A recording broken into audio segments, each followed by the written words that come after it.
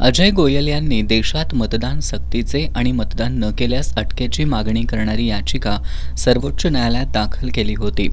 सरन्यायाधीश सूर्यकांत, न्यायमूर्ती जॉयमाल्य बागची आणि न्यायमूर्ती विपुल एम पंचोली यांच्या खंडपीठानं यावर सुनावणी घेऊ शकत नसल्याचं सांगून याचिका फेटाळून लावली.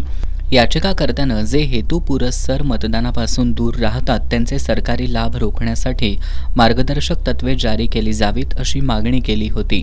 मात्र सरन्यायाधीश सूर्यकांत यांनी लोकशाही कायदेशीर दबावापेक्षा जनजागृतीवर अधिक अवलंबून असल्याचं सांगितलं. कायद्याच्या राज्यानं शासित आणि लोकशाहीवर विश्वास ठेवणाऱ्या देशात प्रत्येकानं मतदान करणं अपेक्षित आहे. जर ते जाणार नसतील तर जनजागृतीची गरज आहे, पण आम्ही कुणालाही सक्ती करू शकत नसल्याचं न्यायालयानं म्हटलंय. मतदान केलं नाही म्हणून आम्ही त्यांच्या अटकेचे आदेश का द्यावेत? जर एखादा नागरिक मतदानासाठी गेला नाही तर आम्ही काय करू शकतो असा सवालही न्यायालयानं केला.